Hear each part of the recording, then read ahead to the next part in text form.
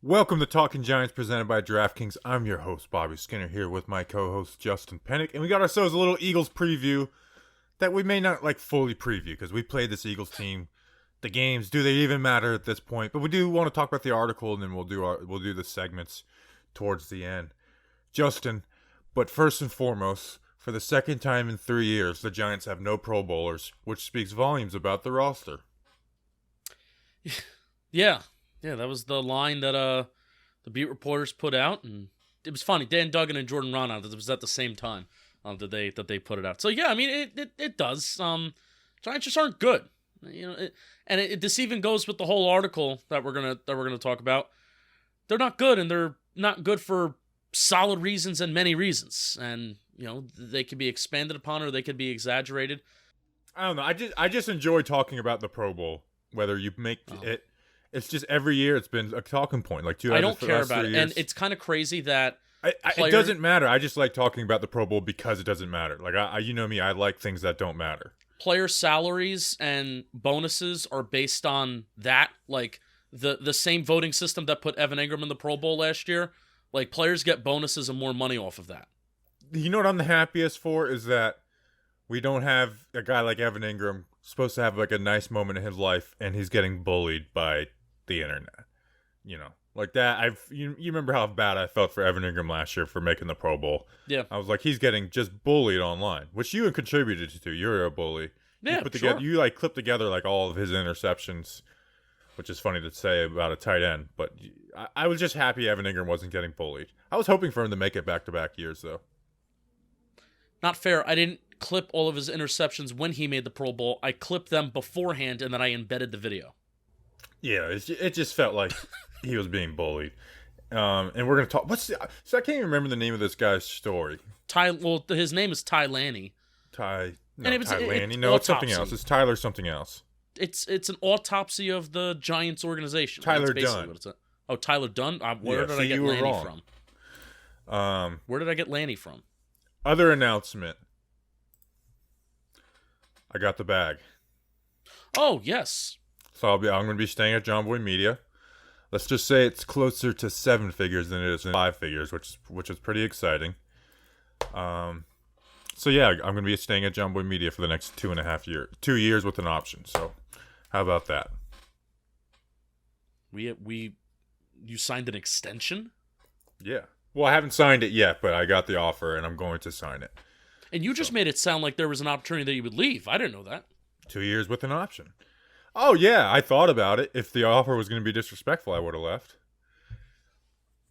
I would have just went on my own. I would have went back to another full-time job and done this on my own and made my own money. And I would have just split the Patreon with you. Oh, well, you would split it? Okay. All right, cool. We'd split the Patreon. If you want, if it to be up to you, maybe you could just do Talking Giants on your own. Yeah, I was going to Francesa it. And we'll be competitors. I was going to Francesa it. And I could just do solo YouTube content. Yeah. Actually, Danny King would definitely go with me. So it'd be me and Danny King versus you and Snacks probably for Giants podcast competition. Wow. So choose your fighter. fighter. You have to wait 2 years to see that breakup and that, the 30 for 30 goes on. Simple Man Radio next week though. So we're back. All right. So this Tyler Dunne article, and if you hadn't read it was a 2-part article. And again, we're not going to give you. You guys know what the Eagles are. We'll talk a little bit about the game in a few minutes. Wrote this long article. If you haven't read it, try and read it without having to pay for it because it is behind a subscription. But don't read it if you have to pay for it. Did this change your view on anything? Because I saw the headlines and the tweets for the first 5 hours on Wednesday, and it sounded like it was a bombshell, and you had a couple screenshots, and then I read it, and it was like I didn't learn anything new about this team. No, like I said, the Giants are a really bad football team, and they're a bad football team for a reason. They're a bad football team, and it's a bad process because of the family process. They've continually just brought in the wrong people, and even the process of bringing in those wrong people, it's not a sound process. So we knew that. Now, what this article was by Ty Dunne, not Ty Lanny. I don't know where I got that from. Tyler Dunne. Tyler Dunne, excuse me. I think it's Ty. No, it's Tyler. Look up his Twitter account. I know. It says Tyler. I don't know where I got Ty Laney from. It's a good piece. It's a good, like, if you're a Giants fan who's been checked in, checked out of, like, I want to know, like, fully what's going wrong with the Giants, I think it's good and I think it's solid. I think the 2017, 2018 stuff is a lot more relevant and is a lot more, that makes sense to me, versus the 2019, at least with Daniel Jones, and then 2020 and 2021. There's still a lot that we kind of have to wait and see with the 2020. Honestly, the 2020 and 2021 stuff was like, this kind of makes me feel a little bit better about Dave Gettleman, and even Judge. All right, how so? How so? What's a specific example? Firing a couple scouts. Well, that was hold on. That was not 2020, 2021. Yeah, it was. It was the 2020 offseason, they said. Well, part one of the article, they talked about how they fired scouts. Well, yes, but I'm saying they fired some long-term scouts in 2020. I mean, we talked about this in the offseason when it happened. We didn't go in depth, but it's like Giants fired some long-term scouts, before the draft, and it was like, well, the scouts didn't all know who was being picked until like the Giants were on the clock. It's like, well, that's good. Like, that's something we've been complaining about, is everything being leaked, and it's like these people that are quoted in this story probably leaked. Yeah, they were talking about how Saquon Barkley was always the pick, and Chris Pettit was fully in love with him, which, if that's true about Chris Pettit, I want him gone too. Chris Pettit was in love with them. Dave Gettleman was in love with them, not willing to listen to the trade offers. It retells all the bad moves of Dave Gettleman. Well, yeah, but then listen. But then in 2019, while they looked at 2018's process and said they had their eye too much on Saquon Barkley, and then the criticism in 2019 was Dave Gettleman not showing his hand or not being prepared about if they were going to pick Daniel Jones or not, and not having a full eval. So it's like, it was... and here's how it retails, like, Dave Gettleman is a bad GM, and it shows. Like, it shows. Like, it goes through all the moves, So, like you said, if you're a casual fan, it's a good way to, like, kind of catch up on what's happened the last 4 years and why the Giants are in the situation. The issue is with some guy I've never heard of until yesterday, and under like an $8 a month subscription, so a casual fan is not going to read it, It's like, I wouldn't even have read it if someone didn't really copy and paste it and send it to me, because I wasn't going to pay for it. It goes like, it talks about Dave Gettleman is a bad GM, and it shows. It talks about the family, like, commitment to Eli, and it's like, we already knew that, and the mayor's meddling in that. And then it talks about coaches being involved in the draft, which is like, we kind of know and kind of like that, right? Like, don't we want our coaches to be somewhat involved in the draft? And then you mentioned the Daniel Jones thing. It was just Gettleman was keeping his cards close to the chest, And it says in there, he's like, I'm listening to everything you guys are saying. I'm just not done with my evaluation. Like, he was keeping his cards close to his chest. And, like, I'm not going to complain about that. And the idea that scouts weren't as, like, involved with that. Scouts, to me, maybe I'm wrong, they're involved to me. Like, I feel like they come into play in rounds 3 through 7 and UDFAs, where it's like, honestly, like, I want my GM making the top 10 pick. Like, I want that to be his decision, and it, like, not to, like, he hears all your opinions on it. He's making that decision. Like, you know what I mean? Like, yeah. You could talk about it not being the right picks and stuff, which Gettleman didn't make a lot of right picks, especially in the first round, besides Andrew Thomas, really. It just made it sound like, oh, they were open with everything. They were open with everything was family, and then they kind of got away from that, and it was, I don't know. It just felt like bitter scouts who were like, all the picks that we wanted would have been good, and all the Gettleman picks were bad. And they missed, and the scouts didn't miss the point. They're like, well, we could have drafted Nick Chubb if we didn't do Saquon or Jonathan Taylor. It's like, my gosh, it's like, you guys don't even get it. It's like, you're missing the point too. It's like, it's not about those players being better than Saquon. It was about picking a running back at 2 overall when you could have traded down. Yeah, and a lot of the sources were scouts, and so, there were some names. Mark Ross. I read it today, and there were more names than I thought. Sometimes associated with some, but then there were also this scout says, and frankly, the beginning of the article, and it's almost painted in a negative light. Well, the Giants have been scouting the same way since the 60s, 70s, and 80s. And they've been doing a sound system. And then Dave Gettleman's like, I'm going to scratch all of this. Isn't that a good... Now, Dave Gettleman Yeah, that was like a good thing. It's like he changed the scouting department. He did not replace it with a good system, clearly, but isn't that what we wanted from the... I would take these drafts that the Giants have had, which isn't saying much. I would take these drafts the Giants have had the last couple years versus the last few years of Jerry Reese. Yeah, it seemed like bitter people. It sounded like some people who were in the Giants organization for a long time, and the Giants keep too many people that are long-time hires, and they are bitter that they were the ones that were let go. It's like we should have like cleaned house, but it's like we only did clean a quarter of the house, and it's the quarter of the house who is mad. Like yeah, that was like okay, he changed the way they wrote scouting reports. Big freaking deal. Like good. Like it sounded like they became more detailed, to be honest. Yeah. But the biggest thing is, and I really do think this is we're not a show that talks big picture like this a lot. In 2018, I did when I was doing Bleeding Blue. You weren't doing a Giants podcast in 2018, but I started my Giants podcast with David Powis in 2018. Every single week, it was a Eli Manning debate. This guy's done. No, he's not, David says. I said, yes, he is. No, he's not, David would say. And it was an every week debate of, that was like my main thought of watching this game. It's like Eli is holding this team back and not saying that Eli did, but just the decision to not move on from him was holding the team back. And I think, that was the, I want to come up with the cliche phrase here, the fish rots from the head, right? And that decision that Mara had, whether he didn't like Eli towards the end of his career or not, didn't matter. He listened to the fans and he caved, clearly wanted to make some sort of change, and then sticking with Eli, drafting Saquon, which is a bad process, signing Nate Solder, bad process, some, scouts saying he's a bad player. I mean, Bobby, we've gone on record saying, hey, if we were doing this in 2018 and we were as in-depth as we are right now, we would be calling out Nate Solder saying, this is a bad football player.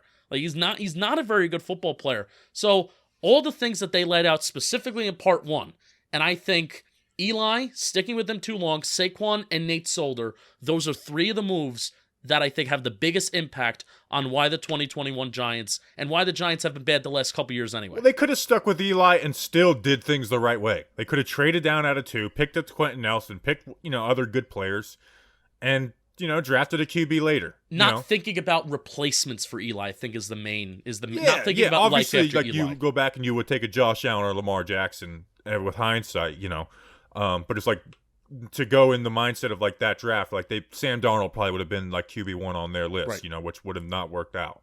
Which I'm not a fan for forcing a QB in a spot, but thinking they could about have traded down and picked Quentin Nelson, not a running back. What do we want our life to look like post Eli Manning? Instead of saying, well, we're just going to stand pat right here, stick to our guns, and say this guy has years left, even though it's obviously painfully obvious that it doesn't. And that's what the article does a very good job of outlining of that bad process. Yes, but to me that's like okay, but everyone knows that, for the most part, and the people who don't, it's like who cares if my Uncle Danny knows the importance of a running back, right? So that's why if you're on the side that Dave Gettleman's head should be showcased at the end of the season, at this end of the season press conference, then this article is going to be fuel for your fire and good for you. And if you're somebody who's just like in the middle, then this article is going to be like, well, it doesn't really tell me much that I don't know. And if anything, it may go out of its way, like detailing how in 1997, after Dave Gettleman left the Denver Broncos, that they had a party after he left. Like, all right, sometimes things can go a little too far to be. Whoever complained about him wearing flip-flops should be fired. That's the one big takeaway I you know what? If it's football. This isn't I almost dropped an F-bomb. This isn't Wall Street. It's a game. Yeah. He's wearing flip-flops and shorts in a building. Whoever said that is a pussy. Like, you should be fired. Like, I want you fired, and I don't even want you getting a new job. I want your family to suffer. Right. Which is like, and it's like people who got fired are mad that Dave Gettleman fired him. It's like I think Dave Gettleman would be a good hang.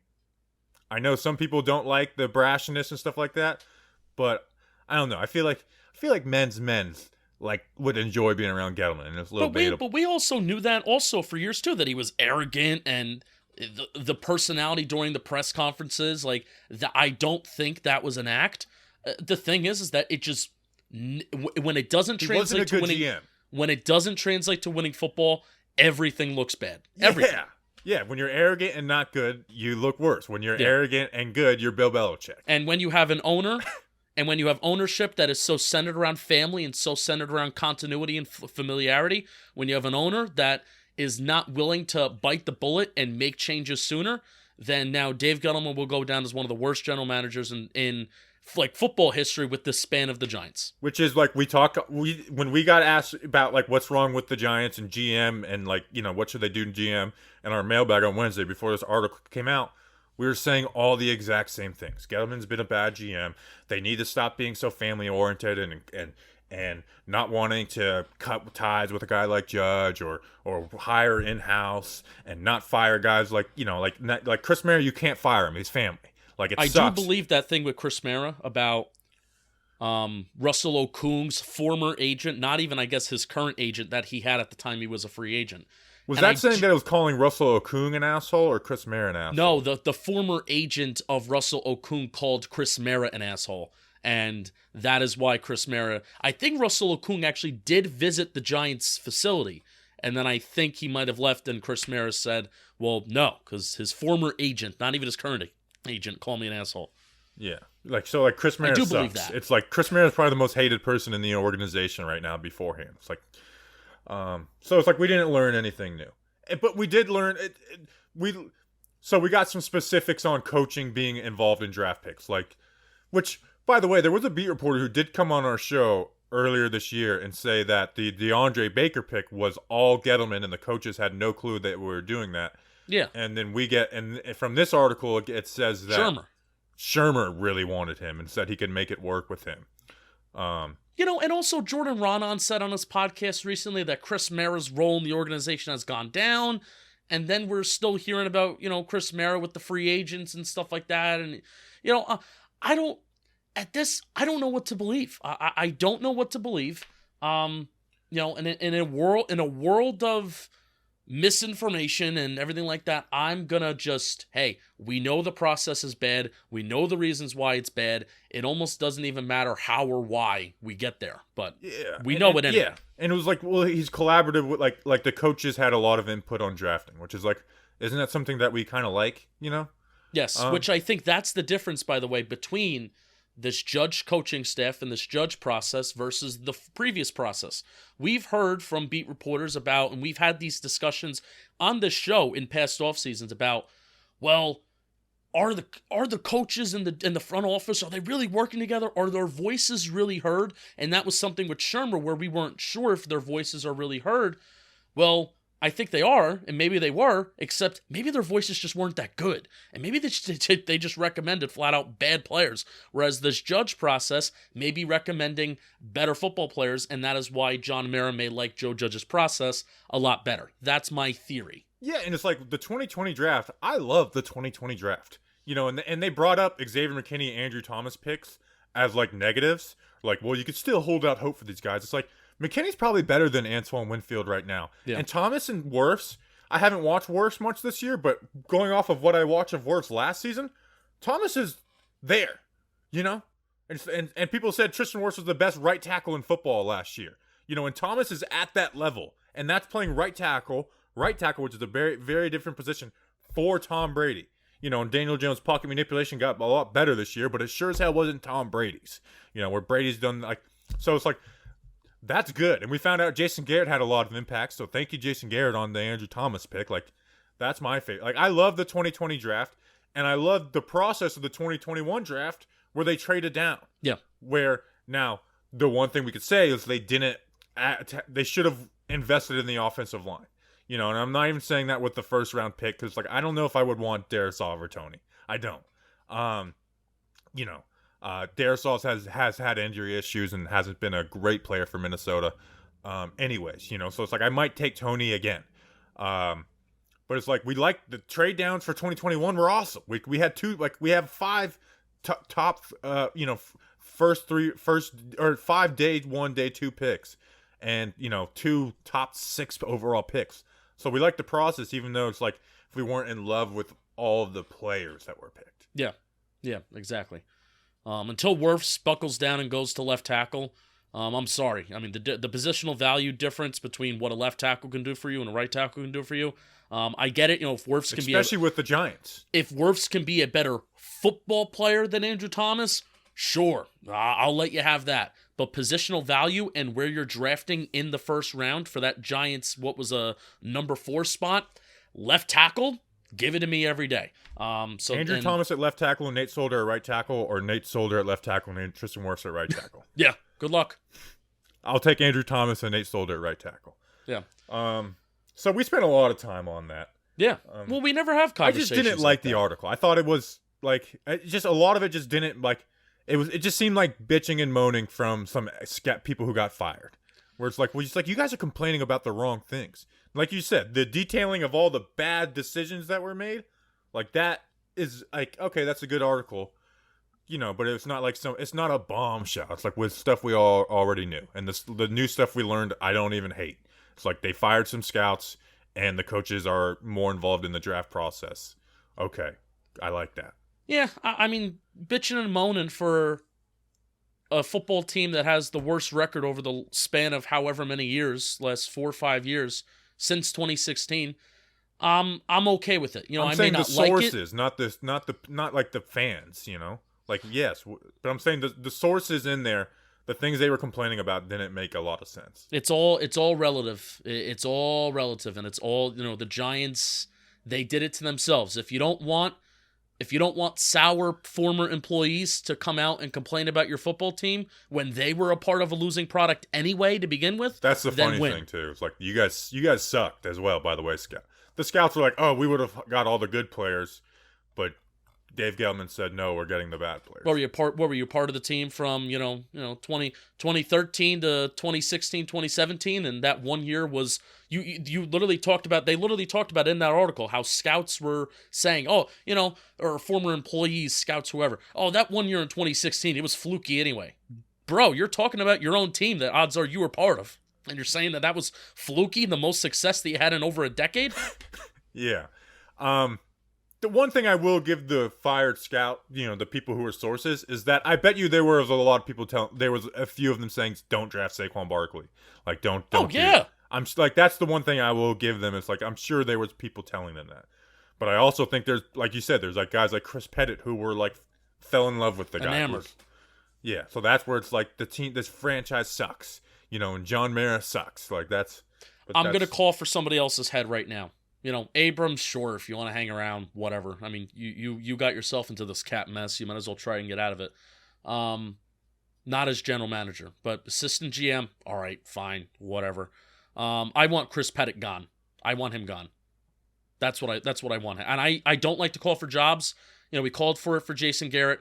I've accepted that Joe Judge is going to stay. I want this new GM to get Chris Pettit out, and then same thing as Dave Gettleman. Let's restart this draft process all over again. That's what I want. Right. All right.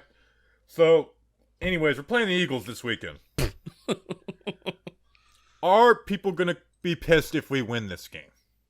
Because I'm not. I want to knock them out of the playoffs. I hate the Eagles. I'm like, well, the draft position. I know. I get it, but I have no bearing on it. So if they win, I'm going to enjoy it, and if they lose, I'm going to make fun of the team and not be pissed off because of the draft. But if we win, I'm not going to be mad. I won't be able to force myself to be mad, because we've seen every year where we're not tanking for Trevor Lawrence or whoever. Last time we were in a similar situation, we got Andrew Thomas over Chase Young. Bam, we won the Andrew Thomas Bowl. Now we don't have a QB we care about, so I care way less about the players playing well. We're in 2019. I really wanted to see Daniel Jones play well.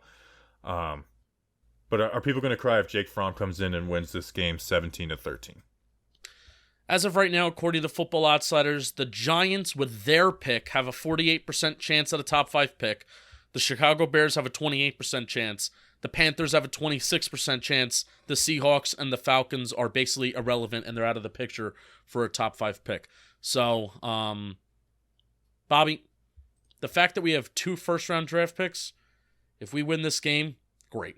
If we had one and we were really, I really hope that, Neal or Thibodeau or Hutchinson, I hope they fall to us. If I was in that boat, then it's like, you know what, I'm thinking about it, but the fact that we have 2 this year, bring it on. Beat our divisional opponents. Yeah, I want to knock the Eagles out of the playoffs. I hate the Eagles. And that crybaby Jordan Mailata, or whatever his freaking name is, I want to see him cry again. I want to see him cry like a little bitch. So, we did win 13-7 last time. Yeah. So, definitely can win this game. Someone in the chat, Dougie Fresh, actually made a good point. Is the scouts convenient? They only mention the first and second round players that are doing well. Where it's like, I want to hear about the fourth round pick that you said was going to be really good and panned out. And like was anyone banging for Fred Warner over B.J. Hill? Like tell me that. Like that tells me you're a good scout. Not saying that Quentin Nelson was better than Saquon Barkley. That's been the main problem, is that I get it. When you draft a guy, especially outside of the third round, the chances of him hitting are, they get lower and lower the lower that you do go in the draft. But that's been the problem with the Giants, is that we're relying on free agency because there's just, outside of those first 3 rounds, we don't have anybody, and that's why 2020 was so fun. That Carter Coughlin, where is he? Carter, basically, Tay Crowder. Tay Crowder's the only late round draft pick out of that 2020 draft. Shane Lemieux's obviously hurt, but Tay Crowder's the only late round draft pick at Cam Brown special teams, that really is having any kind of impact on offense or defense. Yeah, Darnay and, like you said, Darnay and Shane are hurt. Which I really hate that Shane Lemieux got hurt, man. I really wanted to see what he would be this year. Like, guard is a position you can get a lot better at in the NFL, more so than tackle. And I really think he looks like a different football player. And 30 snaps, he looks like a different football player. Yeah, I'm looking forward to seeing him come in and compete next year. Where Will Hernandez, I'm not looking forward to that. And Shane Lemieux's a hard worker, so I'm fine with being like, hey, we have a veteran and Shane Lemieux battling for a starting spot next year. All right, so just if you don't want to win, that's fine. But I'm already getting mad at my mentions for when the Giants beat the Eagles, and people are like, "Why are you happy? This screws our draft spot." My name's Eeyore. Oh, good. Don't be no damn Eeyore in my mentions. Okay, I'm gonna enjoy beating the Eagles. Enjoy the Bears losing, most importantly. That's the game. That's the game that you should root for a team to lose. Frankie Too Loud, I quote tweeted him on Monday night. He had a very funny, hilarious. I love him. Where it's like the Adam Sandler, like the Giants celebrating the Bears like being caught on fire. that I was busting out. I busted out laughing at that. Yeah, I love him. Giants signed Darqueze Dennard, your boy. Was he part of my free agency plan in 2020? I think so. Or maybe even like post free agency, it's like he's still out there. Like I would like to go get him and get some cornerback depth. Or battle for cornerback 2, because we didn't have a good cornerback 2. So I thought about you when we signed him to the. So we got 2 former first rounders on the practice squad, him and Isaiah Wilson. It makes me feel smart when Giants add people that I wanted to the practice squad, though. So maybe I don't care. They thought the same thing I did. You thought that he should come and battle for cornerback 2. They thought he's a practice squad. Doesn't matter. That's every cornerback on the COVID list. We don't need to get that specific. They also signed Dwayne Johnson, and every beat reporter did a gif of The Rock, which was just truly hilarious. The news that is the most relevant out of everything, but I never talk about myself because I'm a humble person. I had dinner with Joe Morris. Congrats. Thank you. And did an 11-minute... That was really rude. An 11-minute interview with him as well. That will be out February 21st. I decided it last night. That's when it's going to be out. Guys, go on your phone, add the timer. You have 31, 52... 59 days until the Joe Morris interview. There you go. Wow, that was good math on your end. I'm a good math guy. Yeah. Did you? How much did you laugh at all the Rock gifs of when we signed Dwayne Johnson? I wasn't paying attention. I was having dinner with Joe Morris. Truly funny. Our beat reporters are the funniest people. Hilarious. Really hoping Tony plays this week, but I don't think he is. Yeah, hope is a dangerous thing. So you know what we should do? We should take a break. Should read the ad. I know. I'm setting it up for that. I'm just checking Twitter to see maybe if the injury report had came out, because we're recording early because you're a scumbag. I can't believe I said Ty Lanny like 5 times. All right, let's see. Injury. Tony Kadarius Toney was inside working with a trainer guy. I'm not over the. Wait. Tony was officially activated off the reserve COVID list. He's still dealing with an oblique, so status for injury is unclear. So Tony he was activated off the COVID list. So I hope he plays. Marcus Golden. I hope we get some media sessions. I was going through my phone looking for a good video for me to be like back from my Twitter suspension, and there's some Tony ones in there. It's like, man, his media presence is amazing. Marcus Golden was a Pro Bowl alternate, and I made a dig. I'm tired of your love affair with Marcus Golden. I made a dig at the Giants for not believing in him, and Marcus Golden responded to me and said, "Thank you, bro," with the 100 emoji. That means he agrees with me. 100. That the Giants did him It's dirty. not a 100 emoji. It's a 100. Sorry. And if you want to win $150 in free bets. Wow. Woo! DraftKings Sportsbook, an official sports betting partner of the NBA. It has a gift that'll certainly put you in the NBA basketball spirit and get you to the freaking Pro Bowl. New customers can bet just $5 on any NBA team and win $150 in free bets if they're victorious.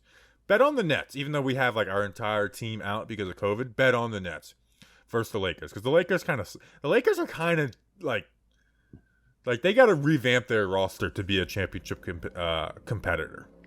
So, if Sportsbook isn't available in your state yet, well, you can still get some freaking betting going on. Everyone can play for huge cash prizes with DraftKings daily fantasy basketball contest. That's just beautiful, my people. DraftKings is giving all new customers a free shot at millions of dollars in total prizes with their first deposit. DraftKings is just hooking it up.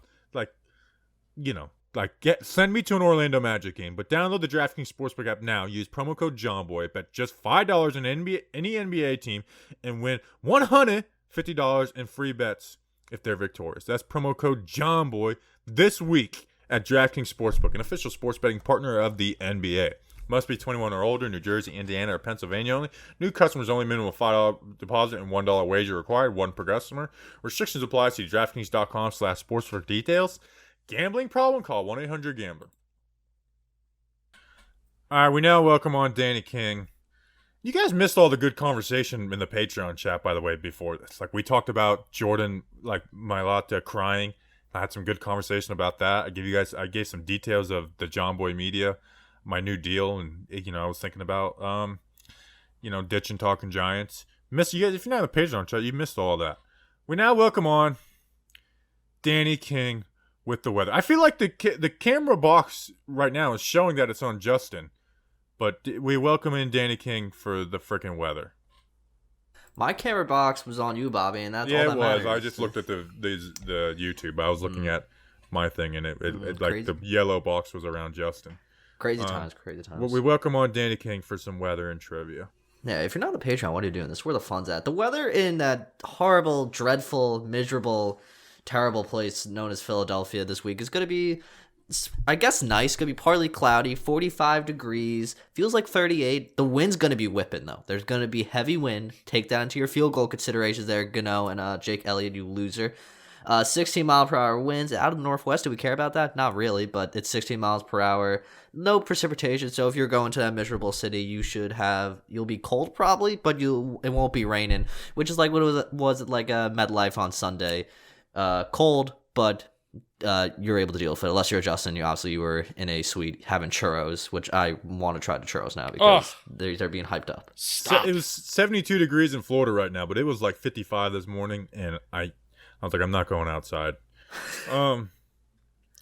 Do we got any freaking trivia? We do. And obviously this week we're gonna assume Jake Fromm's starting, but even if it's the we haven't talked about Jake Fromm at all. Yeah, I mean he's got new starting QB. Yeah, I mean either way, Jake Fromm and Mike Glennon, the Giants are a field goal hidden team. So I'm here to ask you gentlemen today, who has made the most field goals in a single game against the Philadelphia Eagles?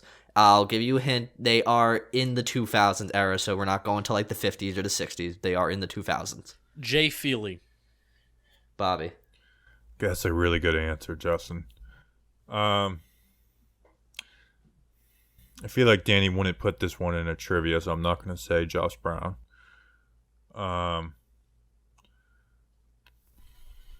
Danny, that would be a really bad look.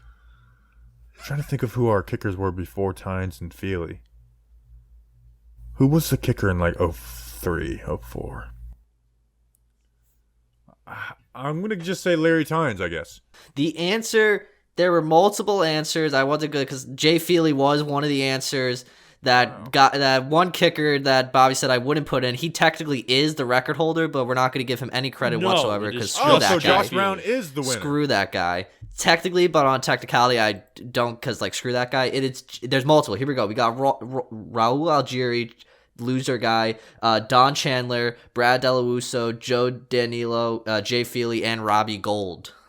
All made Gold. 4. I forgot about Robbie Gold. The answer is 5, but I didn't want to count him because we don't like him. I think this may be I the like first. Robbie Gold. Not Robbie, the other guy. The first trivia It's question trivia, it's not anybody's gotten opinions. right this year, right? Facts don't care about your feelings, Danny.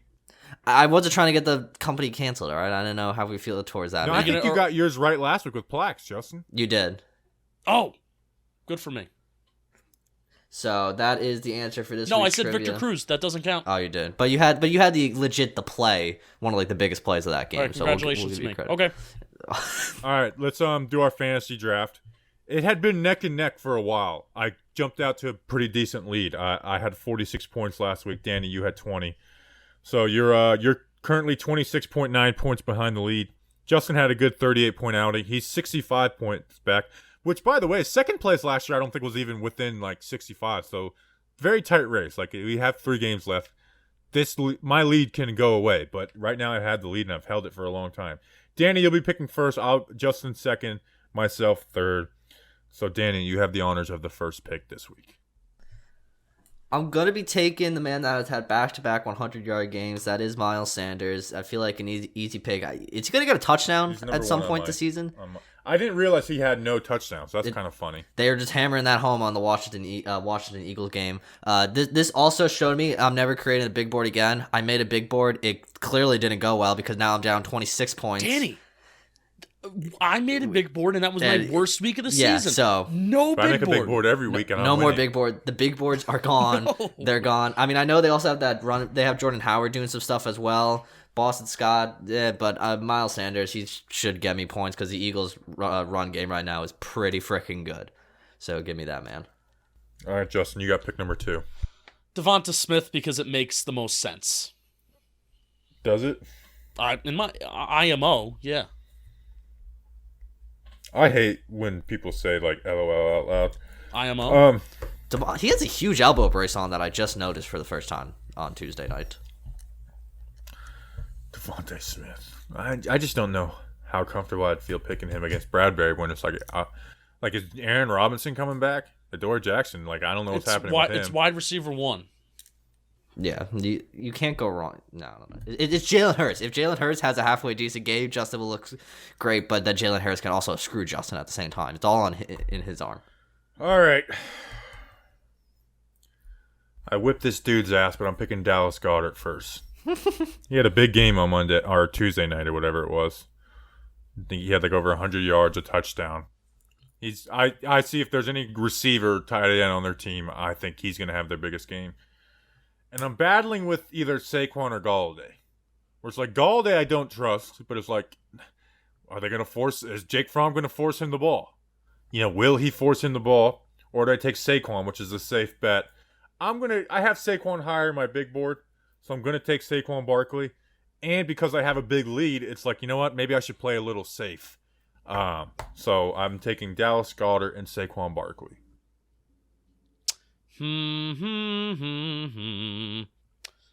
Boston Scott. It's ballsy, but it worked out for you last time. And it's the Giants. But right now he's their third string running back, and he got 0 carries last week. Oh well, it's the Giants. I know. Yeah, it's ballsy, and it'll probably work out. So yeah, Danny, you have back-to-back picks. I will be taking Kenny Galladay this week because I'll explain that later because I have the luxury of going first in that segment. Oh, son of a bitch. Yep. It's the way it has to be, Bobby. And then with my second pick... Damn it, now I gotta change mine. You know what? Jordan Howard got some carries last week. He got 6.9 yards. He's technically the second string back right now. Give me Jordan Howard. Damn it. Now I'm trying to... All right. Justin, you go ahead while I think about how I changed my freaking factor up. Evan Ingram.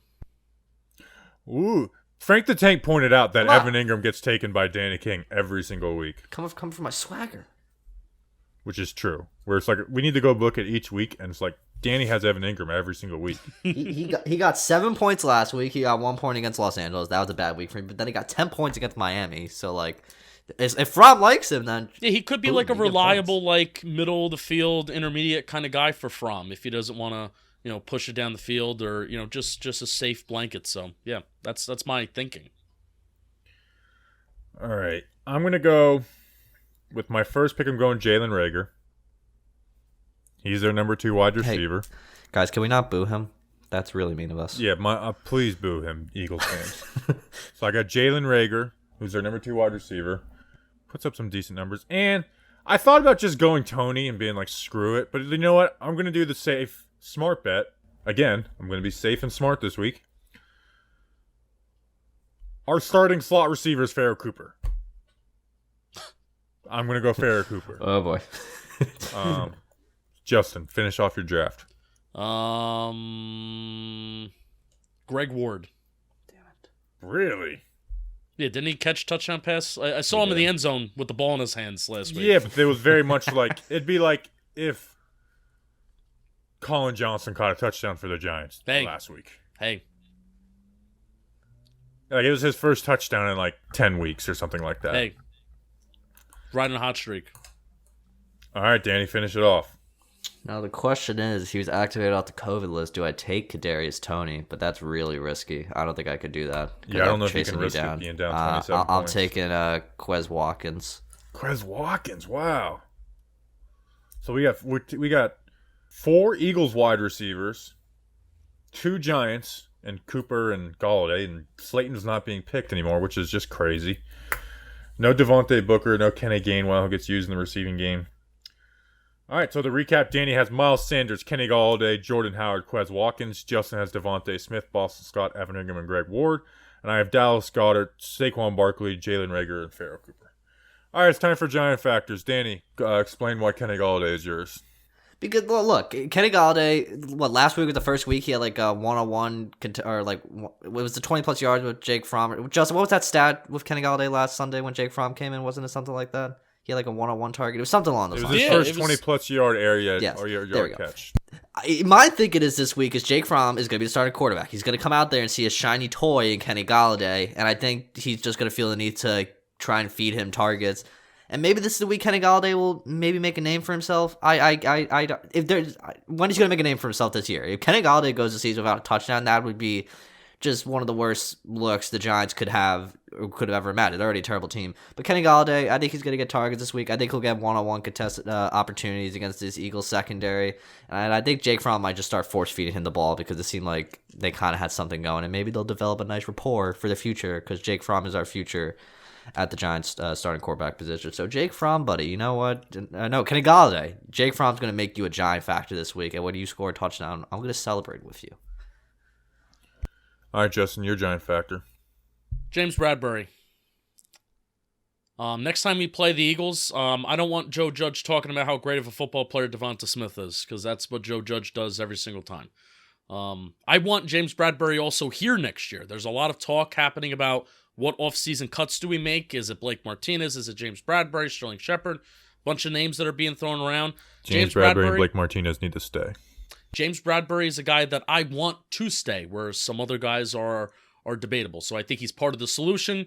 Haven't had the greatest years, but it's been one of those years where 2020 was so great and so good, where you're not allowing any big plays. So any big plays you allow in 2021, it's an eyesore and it catches up to you. So go be a Giant factor. Shut down Devonta Smith like you did a couple weeks ago. James Bradbury. Giants' run defense isn't good, and we're playing the Eagles, who run the ball very well, including with their quarterback. And they ran the ball well versus the Giants, a month ago. A game where I was at. A game where I think I got COVID, by the way. I know I tested positive for the flu, but it's like I had flu-like symptoms, and then I had breathing issues really bad and was extremely tired, and I had like some lingering effects for like a week after. I think I got COVID and the test was just wrong. But anyways, I don't know why I brought that up. We had a linebacker last week who was flying around the field and was playing with a lot of excitement. And it was against the Cowboys. Bring that excitement, bring that energy, play fast, play aggressive, take chances. Jalen Smith. They gave you a good amount of. They gave you 17 reps last week on 2 days on being with the entire team. Give him 40 this week. I started him with Tay Crowd. I don't care. Jalen Smith, fly around and make some damn plays. Jalen Smith, you are my giant factor for week 16. Did you see that he celebrated with the Cowboys? I need to watch that, but I saw the headline from Giants Wire. The Tom Landry offensive lineman getting into their stance thing. He did that when he was a member of the Giants last week. Yeah, be a giant factor though. You don't like the Eagles. You don't have any friends on the Eagles. You have friends on the Cowboys. All right, time for spread picks.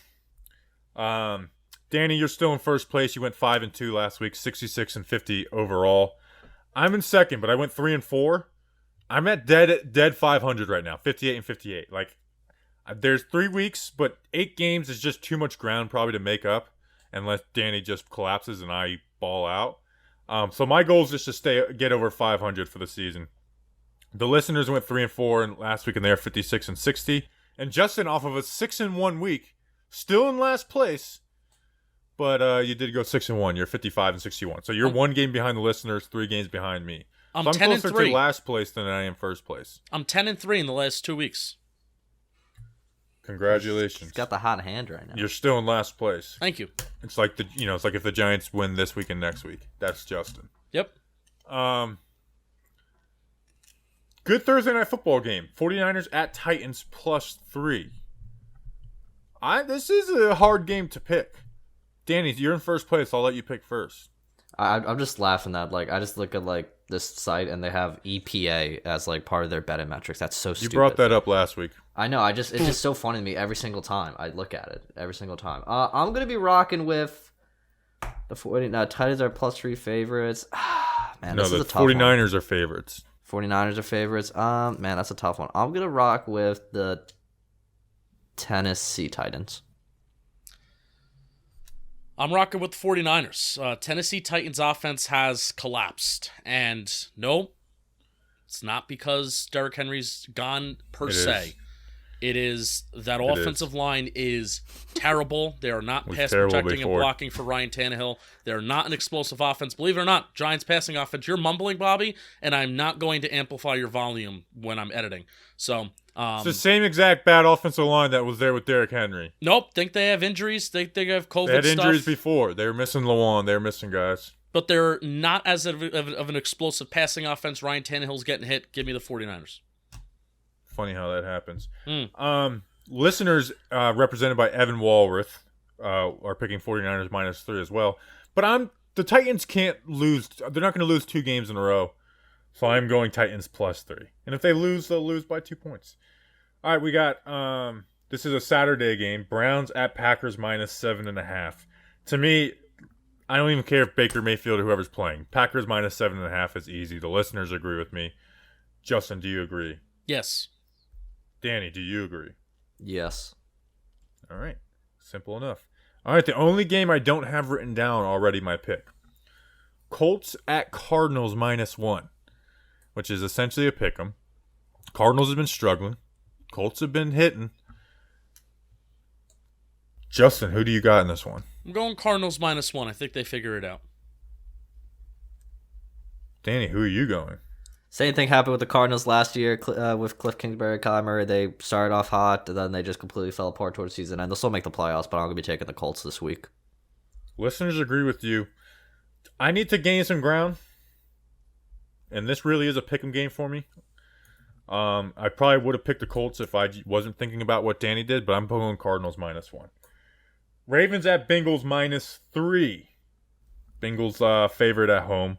Listeners went Ravens +3. The Tyler Huntley show is in full force right now, where it's like, oh, wow. It's like, this guy that, was undrafted is a good backup QB. Why do teams not draft backup QBs, even though it's a waste of a draft pick 9 times out of 10, if not more than that? 49 times out of 50, drafting a QB not in the first round was a waste of a pick. Who are you going, Justin? Or who are you going, Danny? Just look at Davis Webb and Kyle Lalletta. What 2 wastes of picks we Yeah, have. seriously, wasted draft picks. I hate wasted drafting draft QBs not in the first round. So wasted pick. Hey, Pat Shermer like Lalletta. I'm going to take the Bengals -3.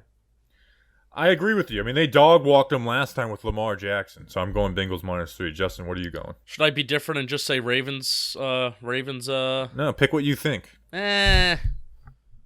Screw it. Ravens +3. Did you know that Kyle Lalletta, one of the things that I learned from the article, Kyle Lalletta has 1 arrest, 0 completions as a Giants quarterback. You remember he went 0 for 5 versus the Redskins at the time? Yeah, 1 arrest. And then Alex Tanney came in 1 game, 1 completion. Wow. That's all was needed, baby. Literally the anti-Lalletta. Never been arrested. Rams at Vikings +3. I kind of am just I just have anti-Rams thoughts. Probably my Odell hate seeping in a little bit. I'm going Vikings +3. Justin, who are you going? Yeah, narratives. Vikings +3. Listeners are going Rams -3. Danny, who are you siding with? I'm going to go with the Rams. They're just better than the Vikings. Which is true. I can't deny that. Bills at Patriots -2.5. Bills are winning this game. I feel it. I know they lost and Patriots didn't throw the ball, but guess what? We're not going to have wind whipping at 95 miles an hour and a bunch of snow. I'm going Bills. I think the Bills are going to win this game. They're going to put up a ton of points on this Patriots defense. I know the Patriots defense is really good. I think the Bills are going to put up like 31 points on this Patriots defense. I'm going Bills +2.5. Justin, who do you got? Yeah, I'm with you. I think some teams are finding out, hey, if you're forcing Mac Jones to throw the ball, you could stop the Patriots from running the ball. That's the key right there. So Bills got that experience first time. They saw the Colts were able to beat the Patriots. Give me Bills +2.5. Daniel, are you circling the wagons? I haven't been circling them recently, but man, I got also who made this the 1:00 game? You moron! I gotta miss this game for the Giants. Oh, Lord, that does suck. The wagons are circling. They're gonna circle hard. They're gonna get revenge on Bill Belichick. Give me Josh Allen and the Buffalo Bills, baby. Wow. So only the listeners are going with the favored Patriots. Broncos Raiders pick'em, which I think this is our first just pick'em game of the year. Listeners are going Raiders. Justin, who are you going? Broncos at Raiders. Broncos. I'm writing that down, and I am informing you that Drew Lock is starting. Yeah. I'm going Raiders. Sure. Danny, who are you going?